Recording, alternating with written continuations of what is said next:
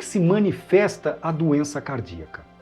É necessário que nós expandamos o nosso foco para além de ver exclusivamente o nível de colesterol para a causa de uma doença coronariana. Bem, te disseram que o colesterol alto causa infarto. Não te disseram? Não acredite nisso. Não de forma tão simplória. Ele pode contribuir em certo grau, mas jamais deveria ser o tão perseguido. Hoje, a maioria das pessoas toma um medicamento para baixar o colesterol, quadro que vai se arrastando por anos. Mas não sabem que talvez a maioria das pessoas que infartam tinham níveis de colesterol total normal ou até mesmo baixo. Então, é fundamental você compreender a tríade da doença: formação da placa, instabilidade da placa, ruptura e coagulação. Essa é a chave. O infarto agudo do miocárdio não é causado apenas pelo tamanho de uma placa nos vasos, mas sim pela sua ruptura mediada por um processo de inflamação e pela formação subsequente de um coágulo. O que obstrui a artéria é o coágulo formado e não necessariamente a placa de gordura.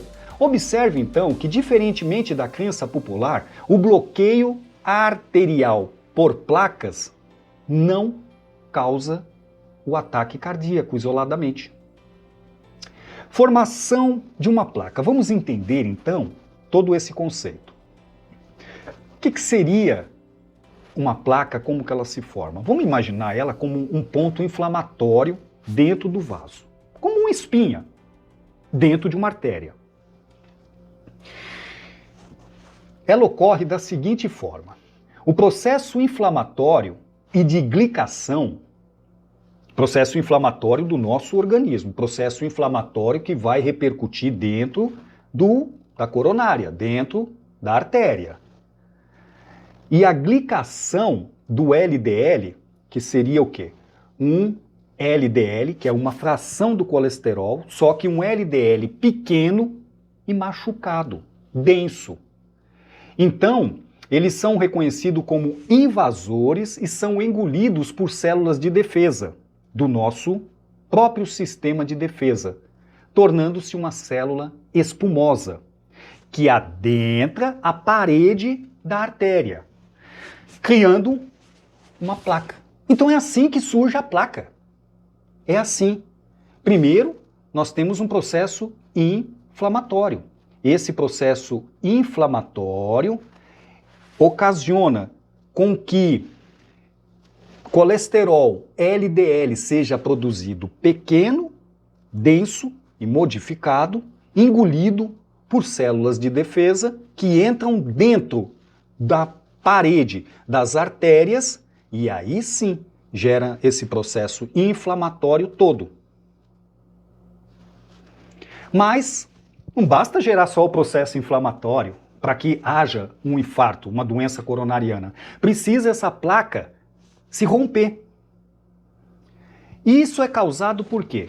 Por uma inflamação sistêmica. Quando a placa se rompe, o corpo tenta, na verdade, consertar aquela rachadura, aquele lugar ali onde ocasionou essa ruptura. E quando ele tenta fazer isso, o que ele faz? Ele cria um coágulo de sangue. E o coágulo formado no local da ruptura da placa é o que efetivamente fecha a artéria e interrompe a circulação. E isso acontece em minutos e nada tem a ver efetivamente com o tamanho da placa, mas sim com o estado inflamatório que ela gera. E não aquilo que você pensava, que a gordura do hambúrguer, do McDonald's, das frituras, iam pouco a pouco entupindo a sua coronária. Nada disso. A demografia dos pacientes está mudando drasticamente. Ou seja, 50% dos pacientes cardíacos têm agora menos de 65 anos. com casos de ataque cardíaco fulminante ocorrendo em indivíduos até de apenas 28 anos. Por quê? É o que nós vamos entender. A insulina, que na verdade é um driver metabólico, ela faz o quê? Ela tem a função de pegar a glicose e levar para a célula para poder gerar energia para o nosso corpo. Mas acontece que a glicose, glicose que vem dos alimentos, ela é prejudicial quando ela está na nossa corrente, está circulando dentro das nossas artérias. Ela é prejudicial. Por quê? Porque, na verdade, ela tem que estar dentro da célula para criar energia e não passeando livremente dentro dos vasos sanguíneos. E é por isso que o pâncreas libera um hormônio importantíssimo, a insulina. Para quê? Para empurrar essa glicose para dentro das células. Mas a insulina é uma molécula altamente causadora de placa de ateroma nas artérias. Então, o excesso de insulina, e não só de glicose, é o que precede os problemas. Olha só, o diabetes ele pode ser detectado até 10 anos antes. E essa mesma insulina que nos ajuda é a mesma que promove a proliferação dos músculos lisos vasculares. E isso gera o quê? Vasoconstrição e aumento da viscosidade sanguínea. No entanto, o estilo de vida moderna é que está causando tudo isso. Olha só, comer de 2 a 3 horas faz com que a insulina se mantenha constantemente alta. O ciclo da insulina é de mais ou menos 4 horas. Então vamos imaginar, se você come a cada 2 ou 3 horas, você só está fazendo pico de insulina, pico de insulina, pico de insulina, sem nem sequer degradar a primeira que foi gerada. E esse pico de insulina é que se transforma em problema. Que problema que ele vai gerar? Resistência à insulina. E essa resistência à insulina vai fazer com que tanto insulina quanto glicose fiquem circulando na circulação. Circulando na circulação. Fiquem circulando dentro dos vasos.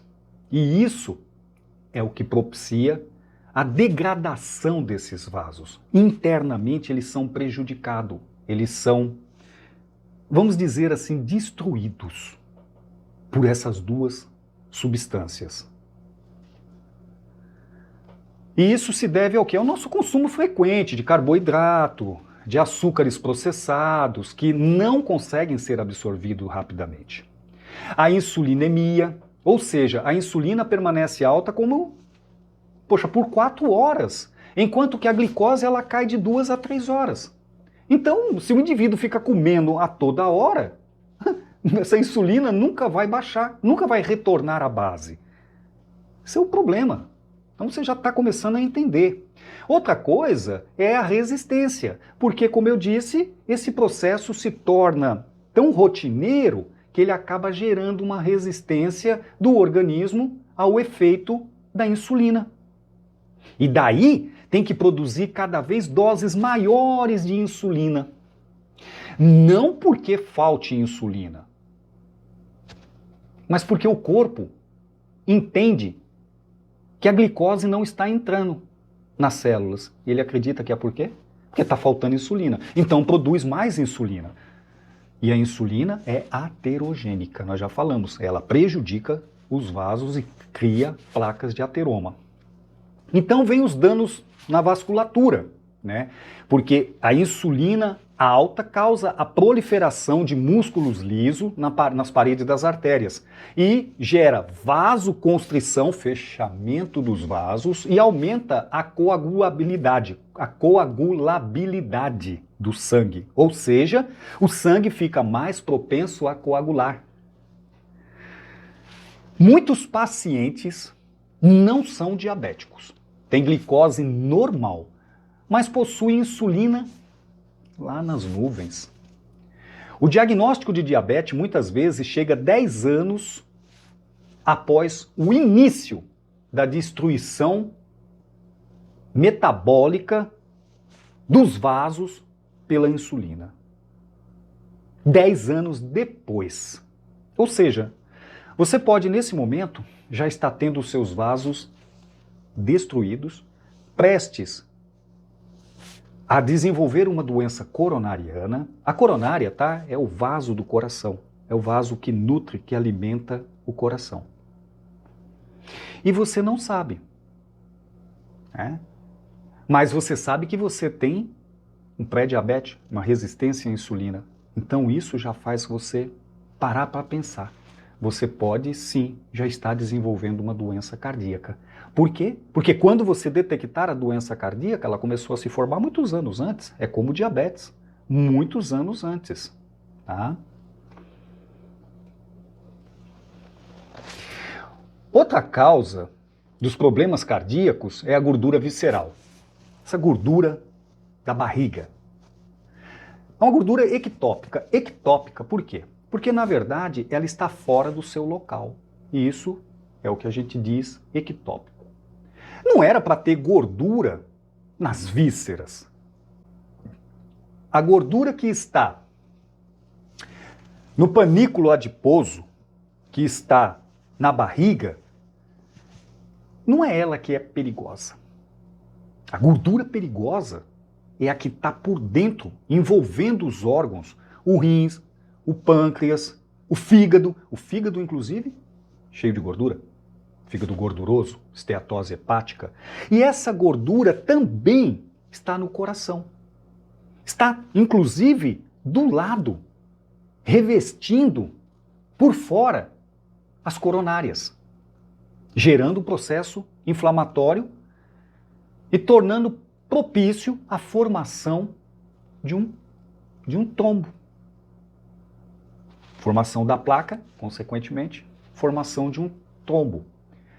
Então, a gordura não só está do lado de fora. Do lado de fora é a forma com que você consegue identificar, com que você consegue perceber. Mas ela não só está do lado de fora. E ela é quimicamente diferente da gordura da pele, da gordura subcutânea. Essa gordura que está por dentro, essa gordura que está no abdômen, ela é quimicamente diferente, tá? Ou seja, a gordura visceral, essa que está dentro dos órgãos, tá? Ou que estão do lado dos órgãos, ela é altamente tóxica. Ela gera inflamação. Por quê? Porque ela produz moléculas, como nós dissemos, ela produz citocinas, assim como a interleucina 6 e fator de necrose tumoral. E isso aumenta mais ainda o processo inflamatório. E é assim que é ditada a ruptura de uma placa. Ou seja, nós falamos que é o processo inflamatório que gera a ruptura, e a ruptura gera um coágulo. Ela não é um depósito inerte, ela está lá e tudo bem. Não, ela na verdade é uma glândula inflamatória ativa, ela participa desse processo inflamatório. Você está conseguindo captar, você está conseguindo entender o quão importante é a gente ficar atento à gordura? A gente percebe uma barriga grande e 10 anos depois a gente vê um infarto. Mas agora você entendeu por quê. Ah, essa gordura acumulada, onde ela não deveria estar, como no fígado, né, gerando fígado gorduroso, um pâncreas repleto de gordura também interferindo na sua capacidade de produção, né? Gordura através ao redor do coração, gordura no pericárdio, né, numa parte do coração, onde estimula diferentemente a formação de placa. De várias formas, essa gordura ajuda a formar a placa no coração. Mas dá para a gente fazer um diagnóstico, como eu disse, visual, tá? Se você tá com a barriguinha grande, isso daí é fenótipo da insulina. Você possui resistência, no mínimo, você possui resistência à insulina, um pré-diabetes. Tá? E essa gordura que está no fígado, no pâncreas, ela é criticamente responsável por vários processos inflamatórios e várias doenças. Ao redor do coração, estimula diretamente a formação da placa. Ficou claro isso? Dá para vocês conseguirem perceber a importância de mantermos uma consciência de que não podemos ter gordura visceral, gordura abdominal? Uma outra coisa que se afeta muito é o microbioma. O microbioma, nós já falamos que são aquela coleção de bactérias, de vírus, de seres que habitam dentro do nosso intestino, habitam no nosso corpo todo, mas vamos falar dentro do intestino. Também esse microbioma está sendo alterado todos os dias. E quando há essa alteração, se gera no intestino toxinas inflamatórias. Isso afeta o coração. Aí você vai me falar, o que tem a ver o coração com o intestino? Do mesmo jeito que o infarto tem uma causa precedente na gordura do abdômen, existe também um eixo intestino-coração.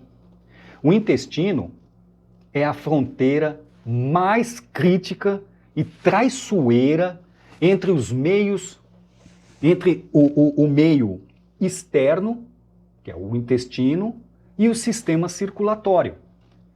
Por quê? Porque ele promove uma barreira. Ele é uma forma de defesa. E quando essa barreira é rompida, que tem, por exemplo, uma síndrome de leaky gut ou síndrome do intestino permeável. Permeável por quê? Porque agora essa barreira foi rompida do intestino. E as coisas que estão no intestino, por exemplo, toxinas bacterianas, né, podem entrar na corrente sanguínea e causar inflamação direta no fígado e também nas artérias. A gente fala de inflamação no fígado, sempre relaciona isso e fala também da esteatose hepática, da gordura no fígado. Por quê? Porque é no fígado que vai ser produzida aquelas moléculas de colesterol, o LDL, pequeno, denso e aterogênico. Então, a importância de manter o fígado em ótimo estado de funcionamento. Olha só, nós temos aproximadamente 38 trilhões de micro-organismos intestinais. Essa é uma informação um pouquinho mais recente. Se falava em 100, 300 trilhões. Mas não importa, o número é gigantesco. Então, 38 trilhões de micro-organismos só dentro do intestino. E o crescimento de algumas espécies que causam doença ou mesmo desaparecimento de uma flora boa é chamado de disbiose intestinal. Então, quando você ouvir falar de disbiose intestinal, você já sabe que é ou o supercrescimento de uma flora ruim, patógena, que causa doença, ou é o baixo crescimento ou desaparecimento de uma flora que é importante para a manutenção da saúde intestinal. Mas nós temos que também observar que não são só as bactérias do intestino que podem causar problemas cardíacos. Bactérias das vias respiratórias, bactérias da boca, bactérias anais, até bactérias de qualquer outro lugar podem causar problemas cardíacos. Então, essa alteração no microbioma, que é o microbioma, né? O microbioma, como eu disse, é o conjunto de micro-organismos, principalmente bactérias, mas também vírus, fungos, que vivem no nosso corpo, especialmente no intestino. Tem um grande interesse em nós estudarmos e falarmos do intestino, junto com os genes delas mesmo. Tá? Isso é um microbioma. E a disbiose são em conjunto, quer dizer, a alteração do microbioma e a disbiose são em conjunto com uma alimentação precária a causa de pequenas passagens abertas na barreira do intestino. E essas passagens, essas portas que se abriram no nosso intestino levam toxinas, como toxinas de bactérias que atingem outros sistemas do nosso corpo. E inclusive são elas, como eu disse, a causa da gordura no fígado. Causam a inflamação, o que por sua vez gera a produção de partículas pequenas e densas de LDL, que é uma fração do colesterol, só que é um LDL oxidado. Então, olha, não é o colesterol total, não é o LDL, o LDL é o mau colesterol, o HDL é o bom colesterol. Não há que se falar em bom ou mau colesterol. O LDL não é um mau colesterol. O LDL não causa problema. Não tem que usar remédio para baixar o colesterol? Não. A gente precisa entender primeiro. E principalmente se esse LDL é oxidado. Porque se ele for um LDL saudável, eu preciso dele para produzir hormônios. Né?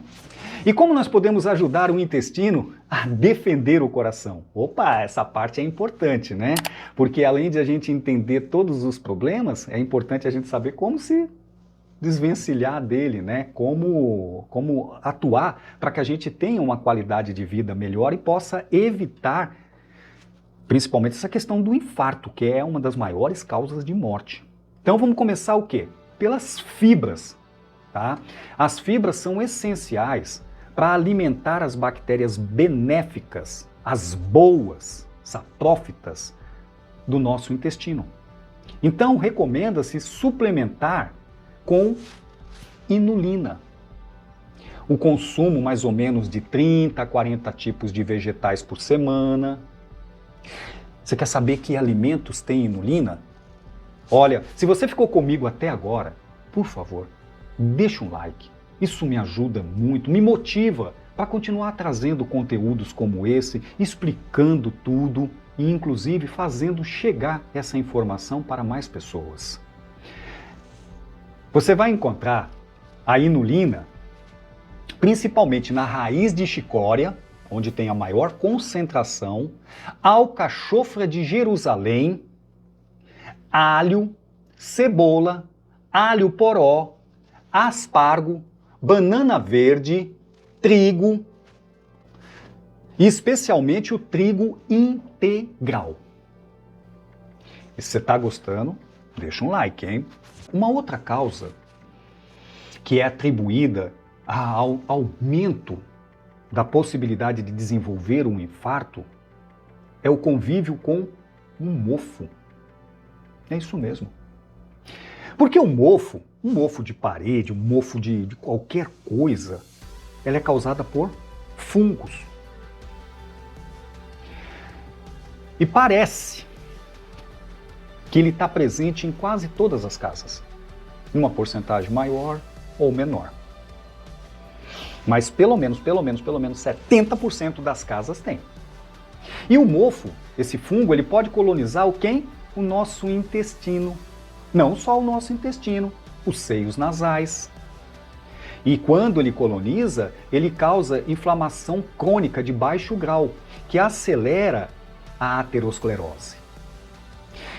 Uma outra coisa, o arroz é um dos que mais acumulam mofo. Por isso, prefira fazer e comer logo. É importante. Mas eu vou dar uma dica depois como fazer o arroz, que é bem interessante. Cálcio. Suplementação de cálcio em altas doses, especialmente mais de 1000 miligramas, podem podem aumentar o risco de eventos cardíacos. É isso mesmo, hein?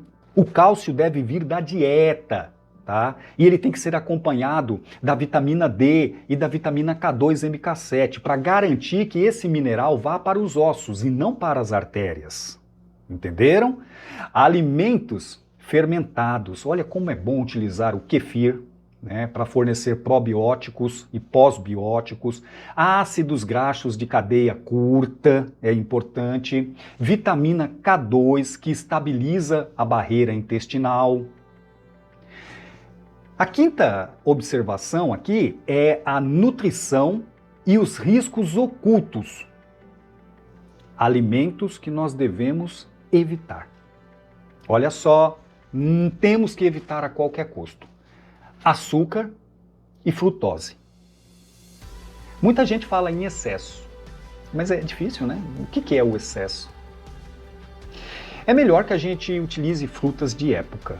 Opa, quer dizer que as frutas também é um problema? Sim, elas são apontadas por alguns como problema também, principalmente quando se come em grande quantidade. Isso pode promover gordura no fígado. Óleos de semente vegetal rico em ômega 6 também promove inflamação sistêmica. Que óleo? Óleo de canola, de girassol, de amendoim, óleo de gergelim. Bom, não importa, óleo de qualquer coisa gera inflamação sistêmica. Entra nessa lista também os produtos processados, que são produtos sem fibras que aumentam drasticamente a insulina e contêm ainda aditivos tóxicos, corantes, conservantes, aromatizantes, saborizantes e etc. E, olha outra coisa, alimentos queimados. Sabe aquele churrasquinho que dá uma queimadinha? Ou aquele pãozinho que você torra e deixa ele um pouquinho queimado? Pois é, isso daí é um problema. Tá? Cozinhar em altas temperaturas, mesmo frituras de qualquer forma, eu não indico e nem uso da air fry. A não ser que você saiba realmente utilizar ela pelo maior tempo com a baixa temperatura. Por quê? Porque isso, essa capinha queimada, douradinha, isso é um produto de glicação avançada. E esse produto ele inflama as artérias e é cancerígeno também. Tá? E o caso do arroz branco e do pão? O arroz, vou te dar uma dica de como você deve preparar, mesmo que seja o arroz branco. Você deixa ele à noite em água, de molho, por 12 horas. Depois você descarta. Elimina essa água que ele ficou de molho, cozinha com um excesso de água, tenta descartar essa água, termina o cozimento, tampa, leva para a geladeira, para resfriamento e 24 horas depois você aquece e come. Nossa, é sério. É sério, é assim mesmo. Tá? Porque se você fizer isso, antes de consumir, você maximiza o amido resistente, que é transformado, tá, do carboidrato. Ou seja, ele fica um arroz menos calórico, sem pico de insulina, e alimentando as bactérias boas do cólon, em vez de elevar a insulina. Dá trabalho, mas vale muito a pena. E o pão? O pão é um alimento de sobrevivência. Todo mundo quer comer pão, né? Pão para tudo, né? Pão no almoço, pão na janta, pão no café. Mas o pão, ele é uma caloria vazia. Ou seja, o pão, para ele ser bom, ele deveria ser... Não, para ser bom não deveria ser pão, né? Mas, se tiver que comer um pão, olha a minha recomendação, pão de fermentação natural, tá? Ele é preferível por reduzir as lectinas, tá? Óleos vegetais, nós já falamos que tem que tirar os ômega 6 da alimentação. Então, olha, evita, não coma nada frito, cozido, grelhado, assado, tá? Ah, mas eu faço na air fry. Toma cuidado para não queimar, não criar aquela capinha, tá? Não preparar o alimento com alta temperatura, porque gera glicação avançada, isso gera placa de ateroma no coração, isso gera risco de câncer, tá? Então, evite especialmente também suco, principalmente suco de laranja. Por quê? Porque ele faz um pico massivo de frutose e aumenta a insulina. Isso ocorre com quase todos os sucos. Prefira comer a fruta, prefira comer, porque principalmente um pouquinho até do bagaço, quando possível, ou da casca. Por quê? Por causa da fibra. Então, olha só, outra coisa. A depressão não é apenas psicológica. A depressão, ela é causada por um processo de inflamação no cérebro. E quando nós corrigimos a dieta, ajudamos o nosso intestino, nós melhoramos ou até nos livramos da depressão. Ela, frequentemente, quando você trata bem o seu intestino, a depressão desaparece. Em quinto lugar, o exercício e o estilo de vida. Agora presta muita atenção, porque daqui para frente eu vou falar de medidas mais avançadas em saúde, medidas de prevenção às doenças cardíacas. E, na verdade, vai te ajudar em tudo. A perder peso, a perder barriga, a controlar o diabetes e etc. Então, fica comigo até o final. E se ainda não é inscrito, inscreva-se. Bem, primeiro vamos começar pelo exercício aeróbico ou exercício de resistência. Bem, estudos mostram que o excesso de treinamento aeróbico de longa duração, maratona, ciclismo extremo, pode aumentar a inflamação e a calcificação coronariana. Espera aí. Então, significa que ficar 5 horas fazendo esteira, 6 horas fazendo bicicleta, 10 horas fazendo caminhada, não é bom? Não é. Porque causa exatamente isso. Inflamação e calcificação das coronárias. O ideal é o HIIT, é o treino intervalado de alta intensidade, ou seja, exercício de resistência após o exercício aeróbico. Um exemplo, você faz uma esteira, faz uma bicicleta, nós estamos falando de 10 minutos, 15 minutos, e depois faz um exercício resistivo de força, com peso, com carga, e descansa. Descanso também é importante. Esse tipo de exercício, ele é capaz de aumentar a massa magra, estimular o GH, que é o hormônio do crescimento, e aumenta a glucationa, que combate os radicais livres, então diminui o estresse oxidativo. Olha a importância de saber fazer um bom exercício na prevenção de problemas cardíacos. Nós não estamos falando de ganhar massa muscular aqui. O sono, uma única noite de sono ruim gera resistência à insulina no dia seguinte. O que isso quer dizer? Que às vezes você vai no dia fazer um exame e aí fala, você é pré-diabético. Mas será que você não teve uma noite de sono ruim? Pode ter alterado. Só que é o seguinte, o problema é que quando você tem várias noites de sono ruim, você é pré-diabético mesmo. Por causa disso que nós acabamos de falar. Uma noite de sono já pode prejudicar. Só que irreversivelmente, mas várias noites vai tornar o processo irreversível, tá? E você deve dormir bem, ter um sono confortável, um sono repousante, um sono revigorante de 7 a 8 horas. E isso é inegociável. Por quê? Porque o sono ajuda no reparo do corpo e na manutenção dos hormônios. Outra coisa interessante para a gente conhecer é o nervo vago. O nervo vago é o maior nervo do corpo humano. Ele passa pelo coração, pelo intestino, pelos pulmões e etc. Ele vai para vários lugares. E ele é responsável pelo relaxamento do corpo e responsável pelo reparo também do corpo. Ele pode ser estimulado através de algumas coisas que eu vou dizer, e isso é importante você entender. Por quê? Porque isso ajuda não só no coração, mas ajuda quando um ataque cardíaco, mas ajuda também numa ansiedade, num quadro agudo, numa crise de ansiedade, você pode fazer exatamente o que eu vou te dizer agora. Respiração profunda, que é expirar de forma pausada, 4 segundos, e expirar de forma mais pausada ainda, 8 segundos, ou seja, o dobro do tempo da inspiração. Isso por 10 minutos. Outra medida, água fria nos olhos e no rosto.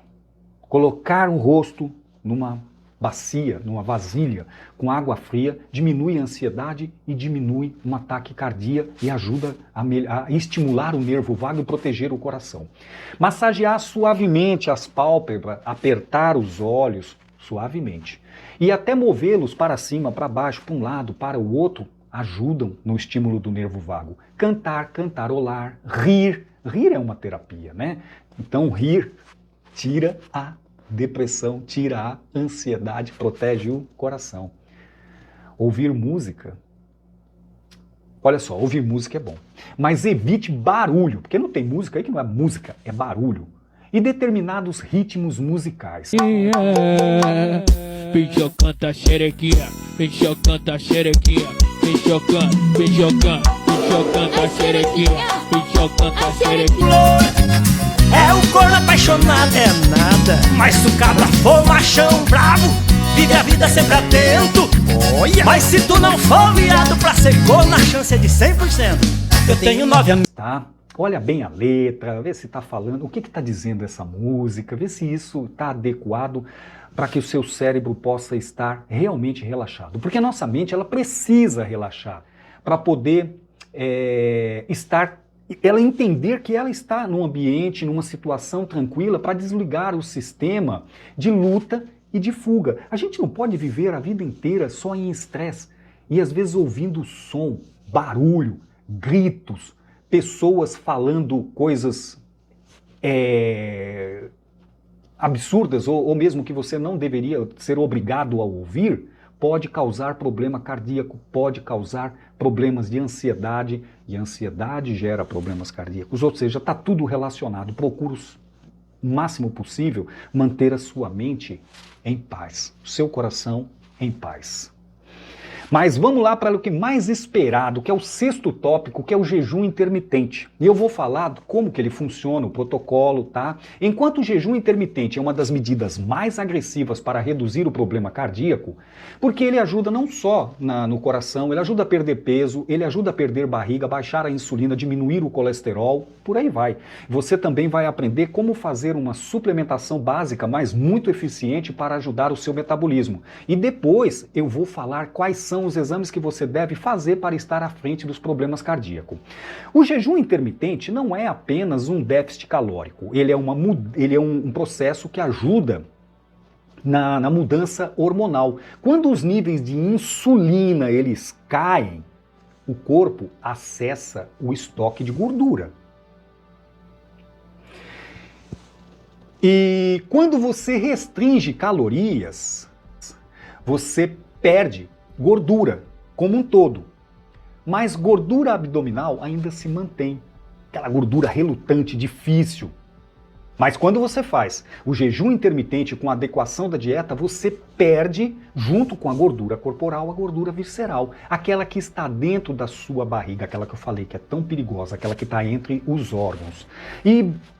Então, quer dizer, o jejum ele só tem benefícios. Por quê? Ele mobiliza a gordura, ele retira a gordura. Após 12 horas ele já começa a fazer isso. E o corpo termina de queimar o glicogênio e começa a puxar a gordura,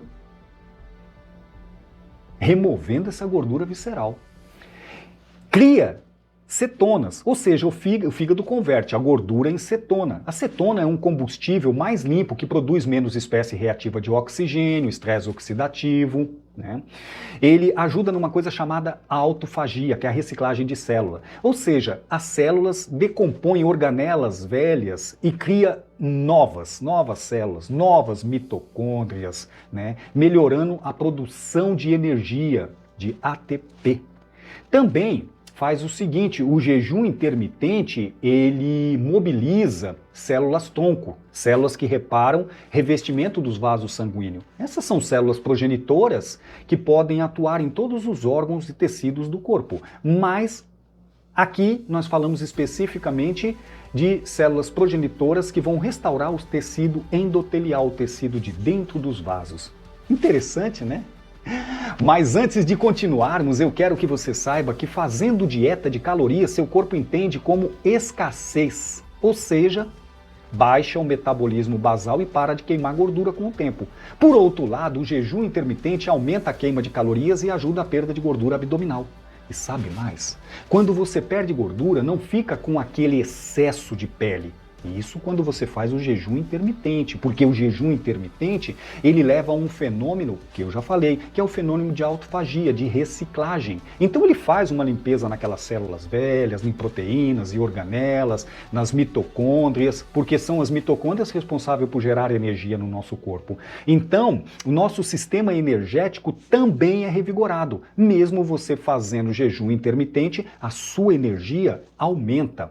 Além de que o jejum prolongado ele estimula também essas células tronco que eu falei, a reparação dos órgãos, né?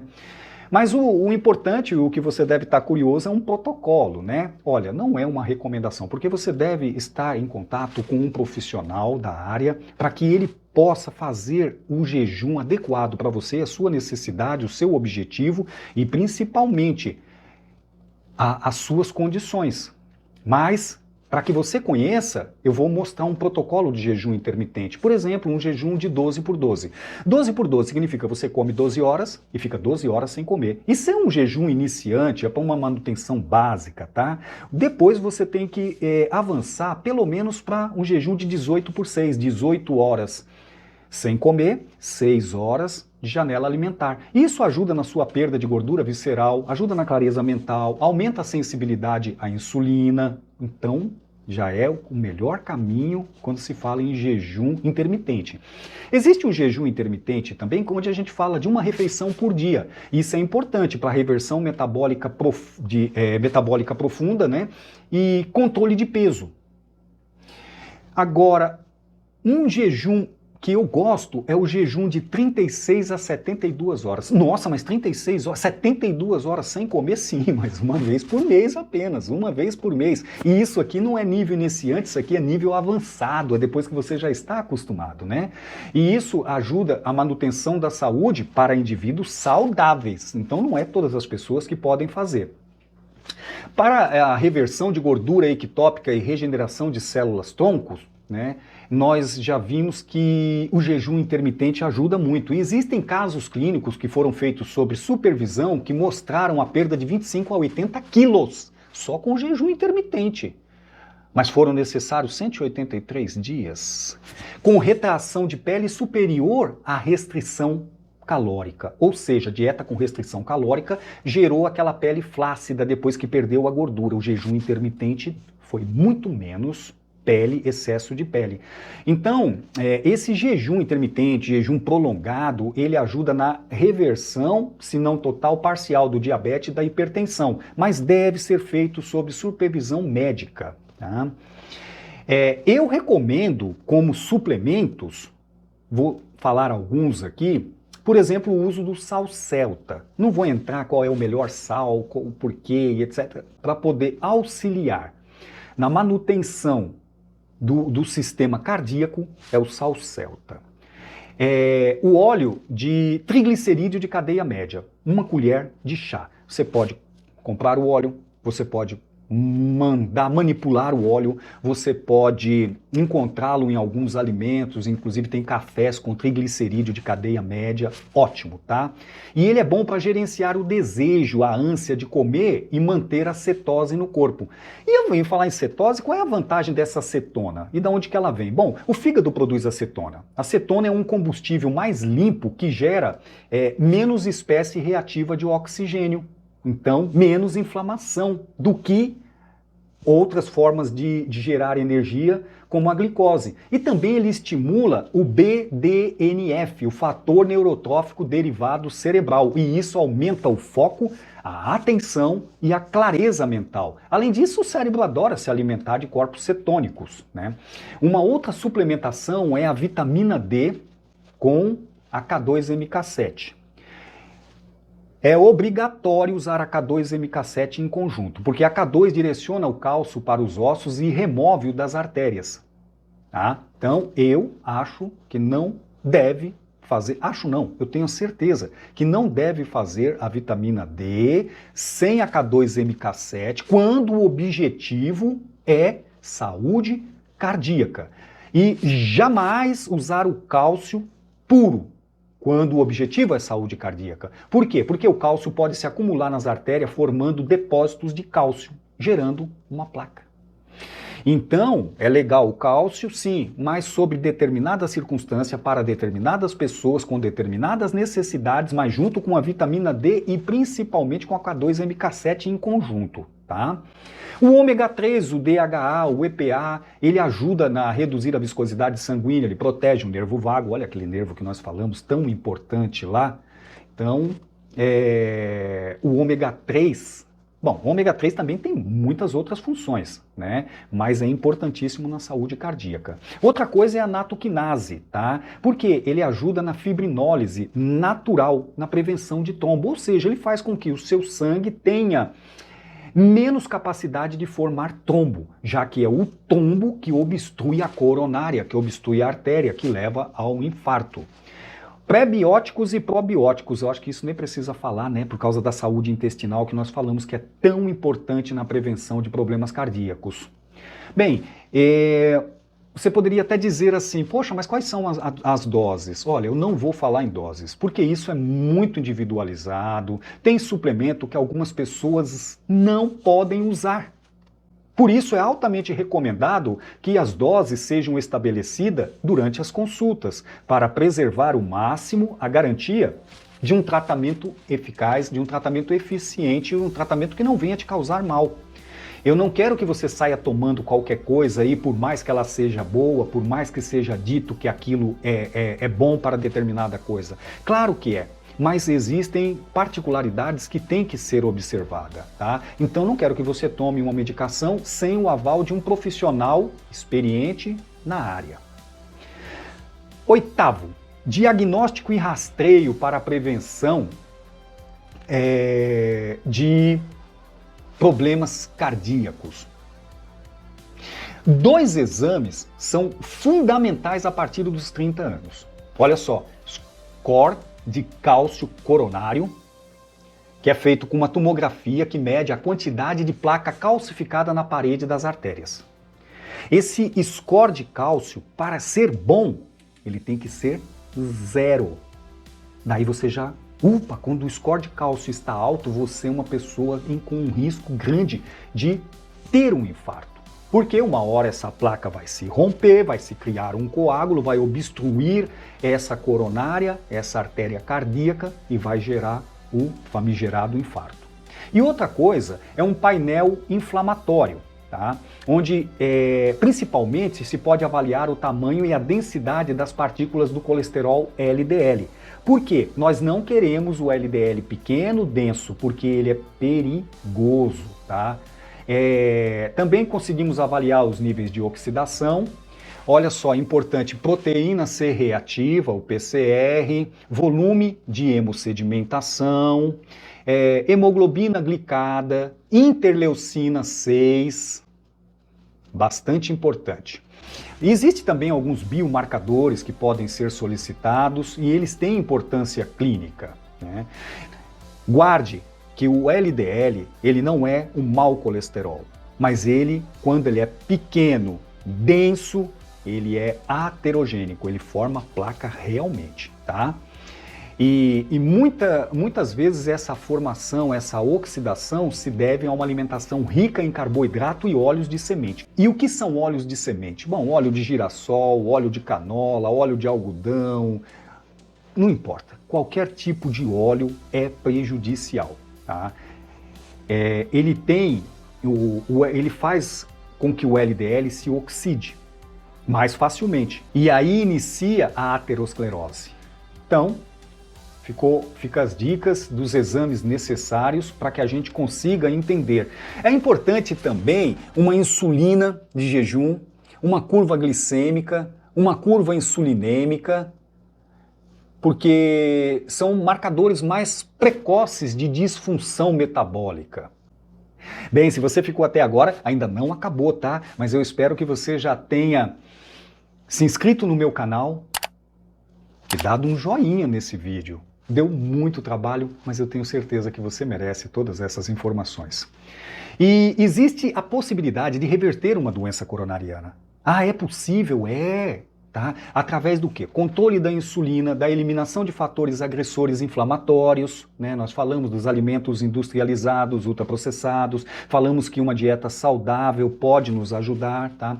Do controle da circunferência abdominal, por causa daquela gordura que está entre os órgãos, que é um grande problema, tá? E também é necessário um bom acompanhamento médico. Existem relatos de pessoas que estavam condenadas à morte em médio prazo. Olha só, num período curto, vai morrer porque tem doença cardíaca, irreversível, tá? Devido a talvez esse estilo de vida. Mas quando ele fez essas mudanças que eu citei nesse vídeo, essa pessoa conseguiu uma sobrevida inesperada de mais de 30 anos ainda. E se você quer aprender medicina preventiva baseada em ciência, quer entender o seu corpo de forma profunda, quer saber como identificar sinais precoces de doença silenciosa, este é o canal certo para você. Então, inscreva-se nesse canal Corrente Integrativa e compartilhe com quem você ama. Um forte abraço, que Deus os abençoe sempre e deixe o seu comentário.